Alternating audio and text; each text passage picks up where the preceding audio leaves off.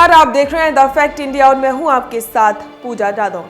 लोकसभा चुनाव 2024 में होना है, आप सभी जानते हैं कि इसी साल चुनाव है, लेकिन एक लोकसभा चुनाव आज भी लोगों की जुबान पर है।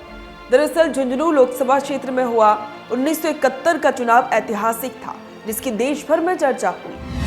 अब लोकसभा चुनाव होने वाले हैं, तो इससे पहले 1971 के लोकसभा चुनाव की याद फिर से ताजा हो गई है। 1971 में झुंझुनू लोकसभा क्षेत्र में हुए चुनाव में कुल 9 प्रत्याशी मैदान में थे, लेकिन मुख्य मुकाबला देश के दिग्गज उद्योगपति बिरला खानदान के कृष्ण कुमार यानी कि के बिरला और किसान के बेटे शिवनाथ सिंह गिल के बीच था। इस चुनाव में बिरला की हार देश भर में चर्चा का विषय रही। देश के उस समय के सभी प्रमुख समाचार पत्रों के पहले पेज पर यह खबर प्रकाशित हुई थी। आज भी लोकसभा चुनाव के दौरान उस चुनाव की चर्चा जरूर होती है। चर्चा भी जीत से ज्यादा हार की होती है। झुंझुनू लोकसभा सीट से 1952 से 1962 तक के चुनाव में कांग्रेस के राधेश्याम आर मोरारका 3 बार चुनाव जीतने के बाद चौथा चुनाव आर के बिरला से हार गए थे। इसके बाद 5वें चुनाव में मोरारका की जगह कांग्रेस ने शिवनाथ सिंह गिल को अपना प्रत्याशी बनाया।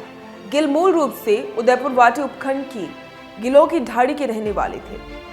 उस चुनाव के बाद गिल को बिरला पछाड़ सांसद कहा जाने लगा। गिल को 59.79% मत मिले थे, जबकि एसडब्ल्यूए पार्टी से चुनाव लड़ने वाले के बिरला को 33.30% मत ही मिल पाए थे।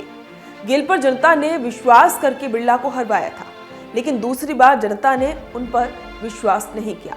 अगले चुनाव 1977 में वो कन्हैयालाल से 1.25 लाख से ज्यादा मतों से हार गए।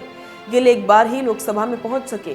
पिलानी में जन्मे के बिरला ने इसके बाद कभी झुंझुनू से चुनाव नहीं लड़ा, लेकिन बिरला 1984 से लेकर 2002 तक लगातार 18 साल तक राज्यसभा सांसद रहे। बिरला के पिता घनश्याम दास बिरला की गिनती उस समय देश के प्रमुख उद्योगपतियों में होती थी। झुंझुनू से लगातार चौथी बार विधायक ब्रजेंद्र ओला को इस बार कांग्रेस ने अपना प्रत्याशी बनाया है, तो वहीं बीजेपी ने शिवकरण चौधरी पर दांव खेला है। अब देखना होगा कि 2024 के लोकसभा चुनाव की जंग में जीत किसकी होती है।